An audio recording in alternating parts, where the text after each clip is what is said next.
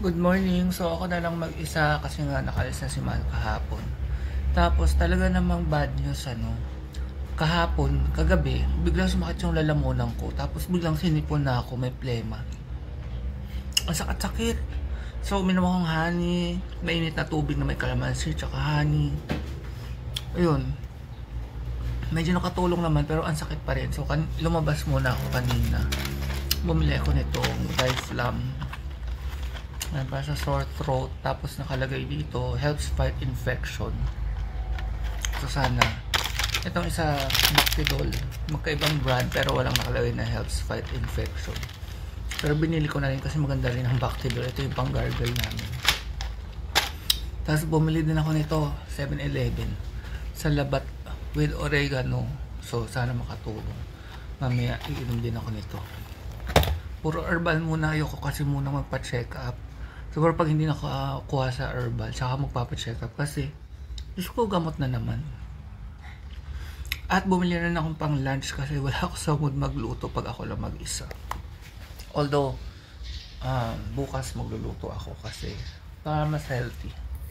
Bumili ako ng plant-based arroz ala cubana.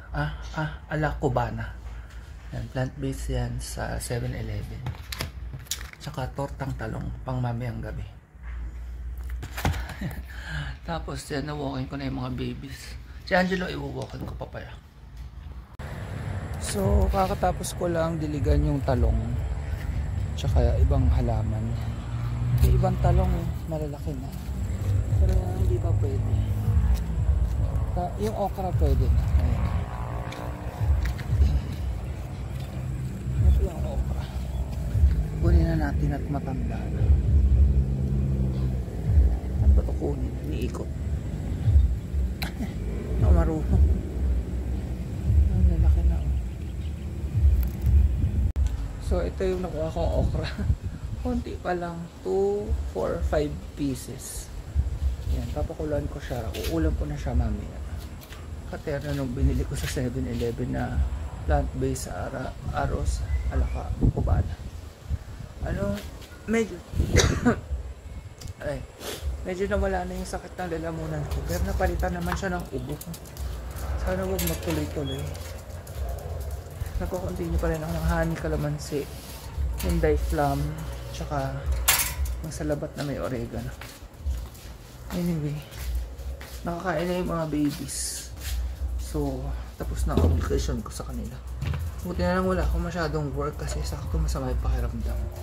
Pero baka bukas marami nang ibili na work kasi start of the month na Feb 1 sa US, sa atin 2 na bukas. Ayan, pahinga muna ako. So ito na yung dinner ko. Ang boring naman ang itsura pala nito. Expectation.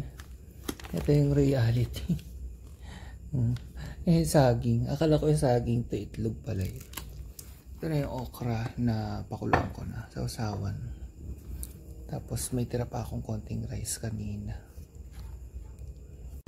First time kong matitikman tong plant-based na arroz. Ano ang hirap sabihin? Arroz ala cubana. Tikman ko nga.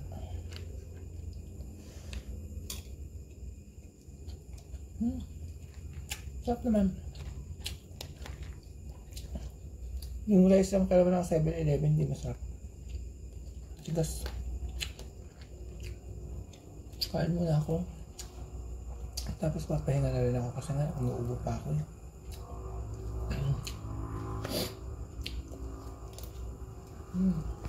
Yung okra. Medyo matanda na yung ibang okra.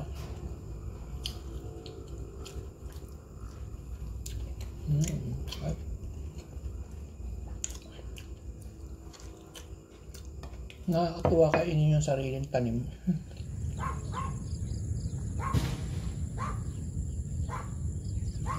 For lunch, nagprito lang ako nung pusit. Tapos yung atsara na ubod habang nagwo-work. Ito kasi yung madaling lutuin. Wala na akong time magluto. Tapos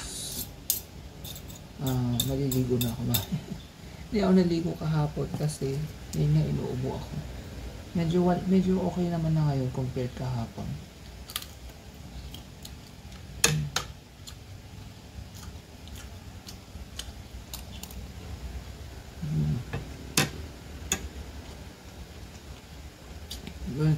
buhay ko araw-araw for the next 3 weeks.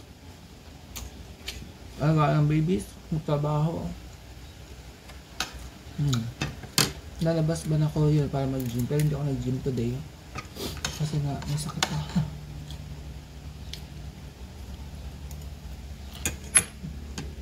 Para mo ako. Good morning! Medyo may energy. Maganda ang gising. So, today is a Saturday. Punta ako ng Lucena. Nasira kasi yung charger ng laptop. So, hindi ako makapag-work.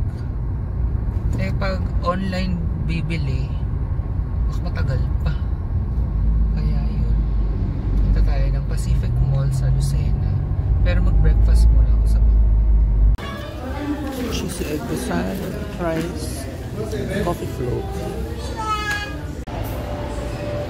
Nasa lagi?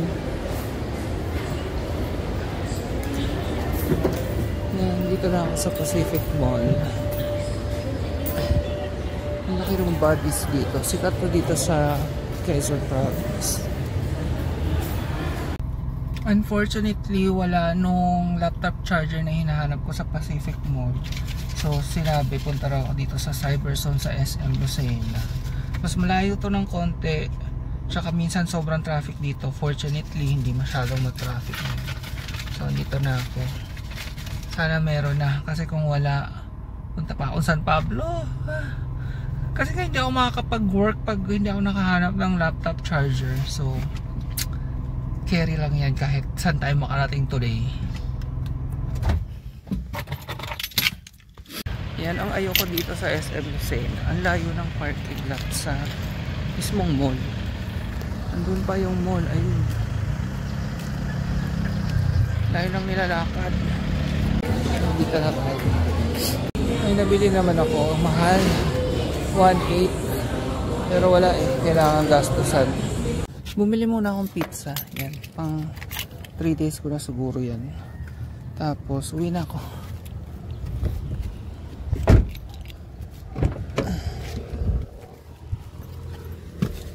Aray. Hello. It's almost 12. So, pagdating sa bahay, pahinga lang konti. Tapos, work na ako.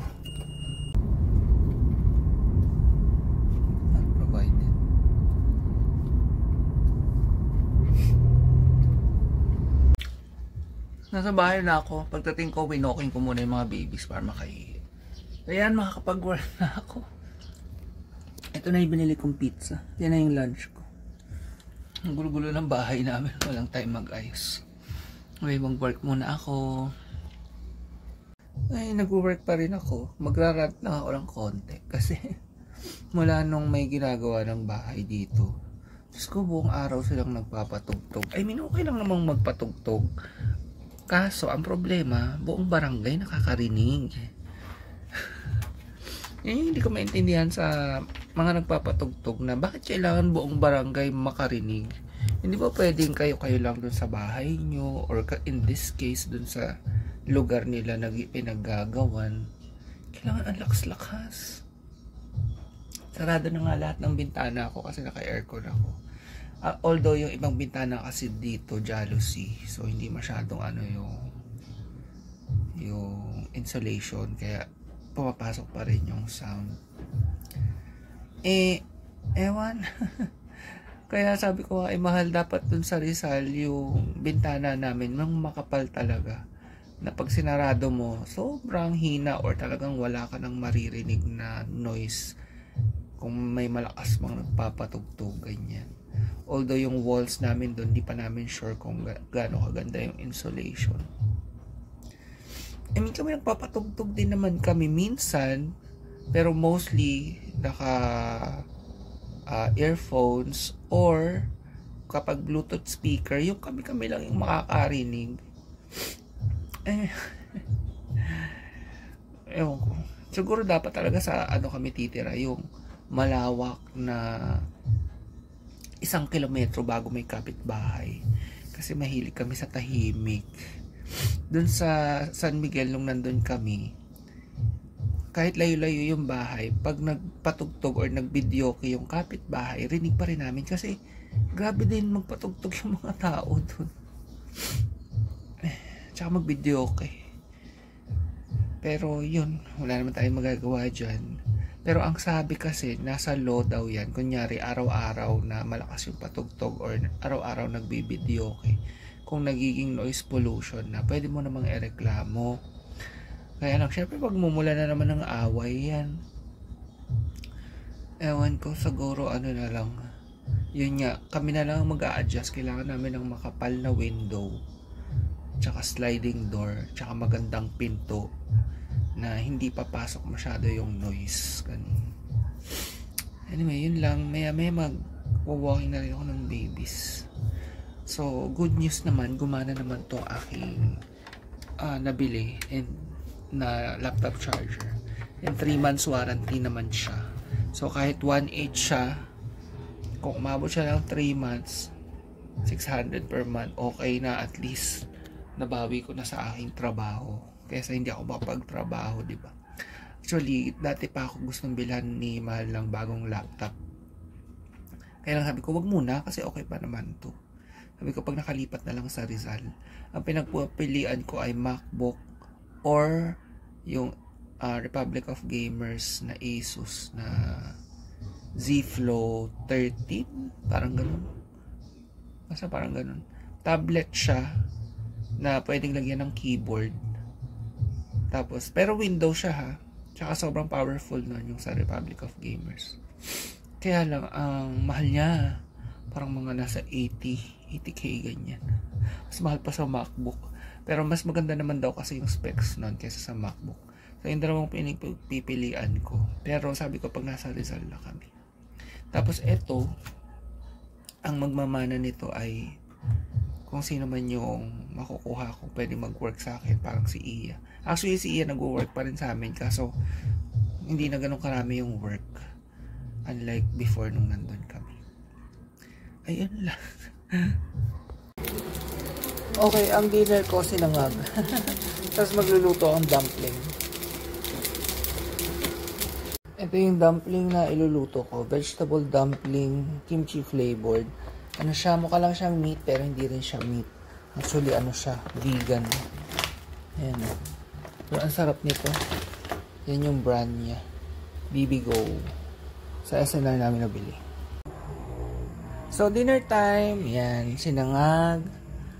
Vegetable dumpling na kimchi flavor. Ito yung sausawan natin. May kalamansi. Tapos, hindi toyo yung isa. Basta yung mas lower sodium sa toyo. Tapos, calamansi juice. So, today is a Saturday. Tomorrow Sunday. Supposedly rest day. Pero, mag-work ako tomorrow kasi nga babawi dun sa mga araw na hindi nakapag-work dahil sira yung charger ng laptop. Kaya, yun. Pero, baka half day lang. Kasi gusto ko rin maglinis eh.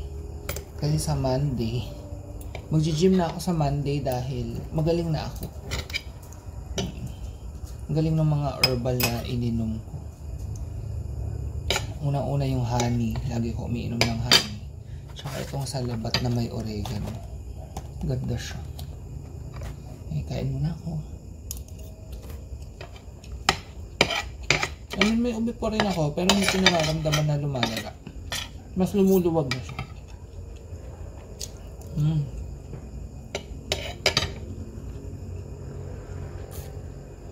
Alam niyo ba, nung nag-gym ako, lagi akong gutom. Tapos, tumaba ako. Ilang beses na ito nangyari sa akin. Dati, nagtatry din ako mag-gym, tumataba ako. Pero, sabi niyong coach doon, natural lang daw yun. Tapos, mawawala din daw yung taba na yun. Basta ituloy ko lang daw yung pag-gym. Dati kasi nag-i-stop ako yun. Ngayon, tutuloy-tuloy ko na to. 3 times a week lang naman. Pero yun nga, pag may sakit ako, absent. Kakapayat ang mga to. Akala mo hindi ko pinakain eh. Oh. Si Baby Girl. Si Panther. Hindi nakikita. Nandito. Mga nakaabang. Nakakain na yung mga yan. Nauuna pa silang kumain kaysa sa amin. Kain na ako. At nang makapag Netflix and chill na. Let's eat.